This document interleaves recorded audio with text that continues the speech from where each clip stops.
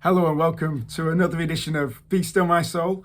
We are looking today at Psalm 26. If you want to live a good and a right life, there is one crucial thing to remember. One crucial thing to remember if you want to live rightly. And that is this: only God's opinion matters. If you want to live right, if you want to live a good life, you need to remember that only God's opinion matters.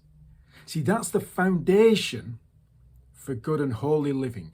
It's the focus for holy living, and it's the freedom for holy living. That's what Psalm 26 is all about. First of all, knowing that only God's opinion matters is the foundation for holy living. That's what David tells us in verses 1 to 5. In verse 4, he says this: I do not sit with men of falsehood, nor do I consort with hypocrites. I hate the assembly of evildoers, and I will not sit with the wicked. David's been falsely charged, falsely accused of corruption. Maybe people feel that he's been taking bribes in order to get his own way. And so how does he respond? How should you respond when you're falsely accused? He prays. In verse 1, vindicate me, O Lord, for I have walked in my integrity and I have trusted in the Lord without wavering. He prays for God to vindicate him. Verse 2, prove me, O Lord, and try me.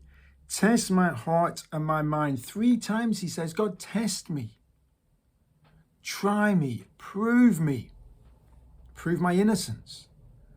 Verse 3, for your steadfast love is before my eyes, and I walk in your faithfulness. In other words, your love is my example that I'm seeking to follow. I'm always seeking to walk in your truth. And as we've already read in verses 4 and 5, David says, I don't keep company with wicked men, let alone take their bribes. See, what does David do when he's accused? What should you and I do when we are falsely accused? He appeals to God. He brings himself to the bar of God's judgment with God as the judge. Now you might say, well, how is that the foundation for holy living? Because if you live with God as your judge, won't that terrify you? Won't you live in fear? And I want to say no. Instead, it will free you. You see, how do we normally respond when we're falsely accused? Well, either we defend ourselves, we attack the other person. We say, well, you've done this to me, you've accused me of this, but let me tell you about you. Look how bad you are. Or we have a pity party. We get our friends around us and we say, well, look at what someone said about me. Isn't this awful? And we try and get them to say, yes, it is, it's awful. Because we think other people's opinion matters, we can defend ourselves or attack them or have a pity party. Or if we think that only our opinion really matters, then what do? We stay quiet and we stay smug. We say, well, yes, they might accuse me of this, but I know better. But actually what David does and what you and I should do is this: we should leave it with God. We should leave it with God because only his opinion matters. And if we know only his opinion matters, it frees us. It frees us from what other people think of us and what they say about us. It frees us from what we think about ourselves. You know, sometimes when people make an accusation about you, you can go in on yourself and start turning in on yourself and trying to find the grain of truth in the bale of lies. But actually, if you leave it with God, that frees you to live a holy life. But not only is knowing that only God's opinion matters the foundation for good living and holy living, it's also the focus. You see, we have a problem in our lives, and the problem's this: we're not perfect. We mess up. Perhaps you've not done the thing that you are accused of doing, but let's be honest, we've all done other things which we know we shouldn't have done, and we failed to do things which we know we should. How do you know that God's not going to judge you for those things? How do you know that God's going to vindicate you instead and declare you innocent, not guilty? Well, in verses 6 to 8, David brings us into God's house. He says this, I wash my hands in innocence and go around your altar, O Lord, proclaiming thanksgiving aloud and telling all your wondrous deeds. O Lord, I love the habitation of your house and the place where your glory dwells. David brings us to God's house because that's God's dwelling place. God's dwelling place with his people in the Old Testament. In other words, God has allowed people to come into his presence, to access him. God has allowed David, who knows he's not perfect, to come into his presence, to approach him. He's allowed that for you and me as well. And so the question is, how is that possible? How can we come into God's presence? How could David come into God's presence when we're not perfect? Only through atonement and forgiveness. Only through sacrifices. Only through being washed clean. That's why David says, I wash my hands in innocence.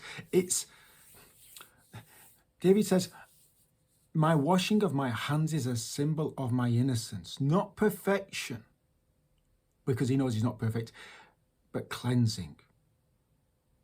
See, God dwelt in the temple in the Old Testament, and the way to access the temple, the way to access God's presence was through sacrifice. God now dwells with us through Jesus Christ, and the way to access God is through Jesus's sacrifice. It's through Jesus' atonement, through the forgiveness that you and I can have in him. As we come to him, turning away from our sins, putting our trust in him, he cleanses us.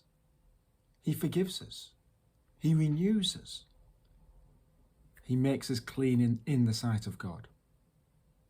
And because of that, David can pray, verse 9 and verse 10, do not sweep my soul away with sinners, nor my life with bloodthirsty men, in whose hands are evil devices, and whose right hands are full of bribes.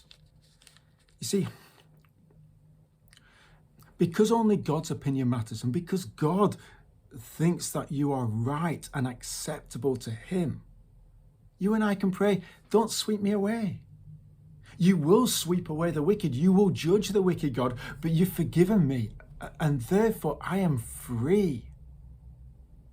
I know the judgment which I deserve for my wrongs, for my mess, for my sins, has passed in Jesus, and therefore I do not need to be afraid, because your judgment vindicates me, declares me righteous in your sight.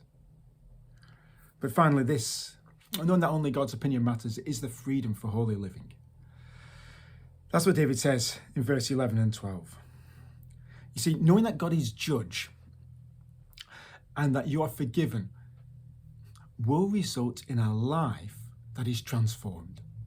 A life that's characterized by three things. First of all, by integrity. As for me, I shall walk in my integrity. To walk in your integrity means to walk in wholeheartedness. Not to be divided, not to be one thing on the outside and another thing on the inside. It's to be a person who, when others look at them, what they see is what they get.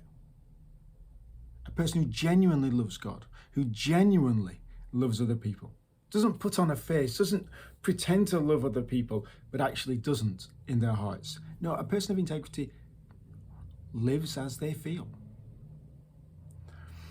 But also, the second characteristic of this life is humility. Redeem me and be gracious to me. How does that imply humility? Well, it implies humility because David sees that he's unfit in and of himself. You see, the person who knows that God is their judge and they have been forgiven knows that they need forgiveness, knows that they need God's redemption, and so walks in humility, sees that they're not perfect, knows that they need God's grace day after day and asks for it. But finally, this life, the person who knows that only God's opinion matters will live a life of confidence. My foot stands on level ground, David says in verse 12. In the great assembly, I will bless the Lord. David has great confidence that he does not pray or trust God in vain. He knows that God is no man's debtor. And so he takes his stand on God, on what God says, on God's opinion. And that leads him to praise and worship God, to bless God, to take note of who God is and to respond to who God is in wonder and in worship. You see, if you want a foundation for your life, a focus for your life, if you want freedom to live a good and a holy life, then know this: only God's opinion of you matters. Thank you so much for tuning in. God bless.